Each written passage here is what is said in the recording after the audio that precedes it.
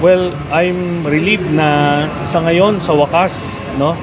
After 10 years, ay kinumpirma nung AMLAC yung aking nilalabas sa taong bayan simula pa noong 2016.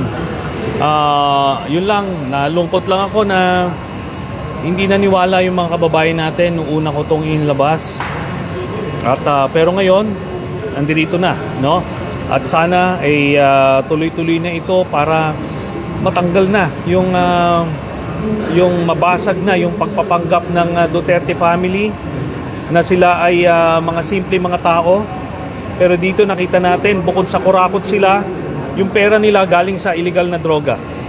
So yan, maraming nabudol na Pilipino dito sa ginawa nila simula noon hanggang ngayon. Sana po mamulat na sila.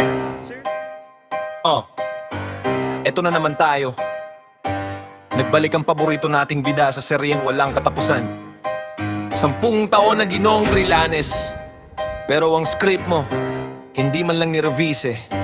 Pang Oscars na sana ang acting, kaso pati yung ebidensya, parang multo, paramdam lang pero hindi makita.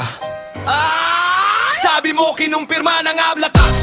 Yung AMLAC ba na yan ay nasa panaginip mo lang lagi. Sa bawat pasabog mo ang ending ay laging paltos. Parang maputok na basang-basa, tunog mo lang ang nakakaumos. Bilib din ako sa tatag mo, parang telenovela ang peg. Kahit walang nanonood, sige pa rin ang bitiw ng leg. Sabi mo nabudol lang mga Pilipino, baka ang ibig mong sabihin nabubulag ka na sa sarili mong kwento. Yung imaheng simple, mahirap yan intindihin ang gaya mo. Kasi ang alam mong public service, puro presko na reklamo. Akusasyon dito, akusasyon doon, puro laway na tumatalsik. Pero ang bayan sa gawa ng Duterte pa rin ang balik. Kung ang pera ay galing sa droga, bakit ang tagal mong maglabas ng pruweba? Baka naman pati yung listahan mo galing lang sa Soles. Trust me bro, mahiya ka na magsasampung taon mo pangungulit. Kahit anino ng katotohanan, hindi mo man lang mahagip. Ang tawag sa'yo ay hindi na krititiko, kundi national stand-up comedian. Kaso ang problema, ikaw lang ang tumatawa sa sarili mong kwentuhan. Kaya itigil na ang drama, itago na ang sirang plaka.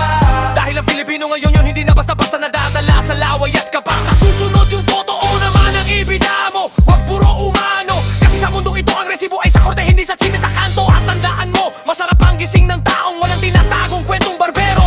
Kasi sa mundong ito, ang resibo ay nasa resulta, hindi sa daldal mo sa kanto. Trillanes, 10 taon na, hindi ka ba napapagod? O baka naman hobby mo na talaga ang magpatawa? Matulog ka na mahimbing dahil ang gising namin hindi dahil sa'yo. Ako si Kuya Jay, isang diehard Duterte supporter.